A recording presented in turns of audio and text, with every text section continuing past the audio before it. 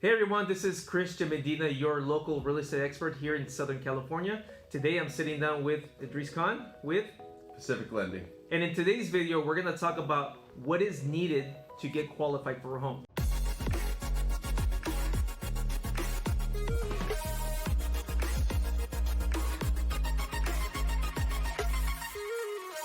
So some items that we ask for when getting pre-qualified is, if you're a W-2 wage earner, we're going to ask you for 2 years of your most recent W-2s, 1 month's worth of your most recent pay stubs, and 2 months of bank statements.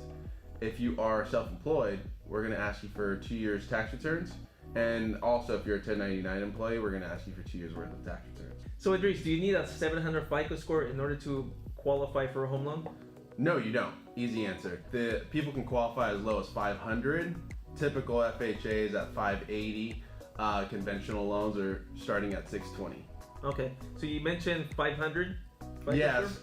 So with the 500 FICO score, you can go FHA, but with an FHA 500 FICO, you're gonna have to put down 10% versus your typical 3.5. Now, are there other programs right now where you can use down payment assistance, government grants?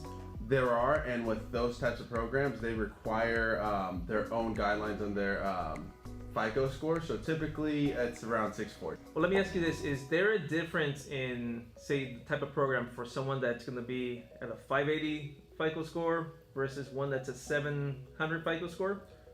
Program, no, because it's all going to be under FHA if we're going to go FHA or conventional. But for the amount that they qualify, just based on the interest rate that they're going to qualify for, does change. Okay, so it's going to be on the amount they qualify for a home. Absolutely. Okay. Now, when your credit is run, you have 3 credit bureaus, right? Absolutely. Now, out of these 3, which one is used? Because I noticed there's a low one, there's a middle one, and there's a high score.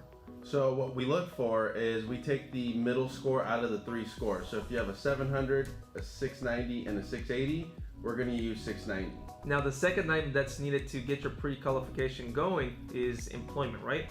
Yes. So in our employment, how many years do they have to be employed to be able to, get pre-qualified? For at least the past 2 years. So we're going to ask for the most recent 2 years W-2 if they're a W-2 wage earner, or if they're self-employed or 1099, we're going to ask for the last 2 years of tax returns. Okay, great.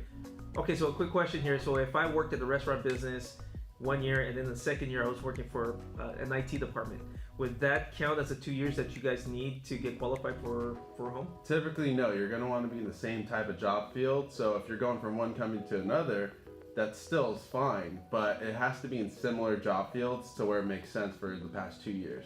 So if you were a secretary for a school and then you're a secretary now for any other business, absolutely it'll work. So if you're going to be a secretary at a major company and then you're going to be a secretary at a school, it works out just the same because it's the same job field. Okay, great. So here's a question about the bank statements. Now, I have had clients that have had that don't like using bank accounts sometimes, or putting all their money in the bank account, and they save it, in their safe somewhere. Absolutely. Under the bed, under the pillow.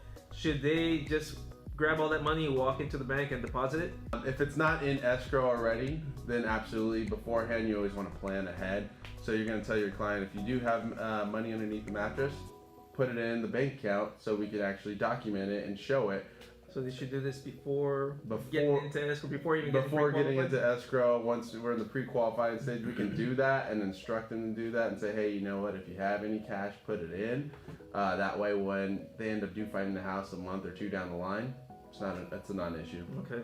So the last thing that you guys need right now in order to be able to qualify a person, you need to be able to look at their debt to ratio, right? Yes, debt to income ratio is something that we look at. It actually helps us determine how much a borrower qualifies for. It's basically taking their monthly income and minusing out all their monthly debt obligations, like minimum credit card payments, minimum car payments, student loan payments, anything like that. So you're basically just weighing between their income and their debt, and you're coming up with a... Absolutely. So each loan program has its own ratio, right? So as long as the debt to income ratio is within those guidelines, that's what we get them qualified on. Perfect. All right, guys, well, there you go. Hopefully this video was able to help you out in at least knowing what you need to get prepared for a pre-qualification. And of course, if you guys have any questions, make sure to reach out to Idrees. Now, Idrees, where can they reach you? They can reach me through my email or my cell phone. My email is ikhan@paclending.com, and my phone number is 909-605-3844. And once again, for me, it's 909-576-1122 at agent.cmedina@gmail.com.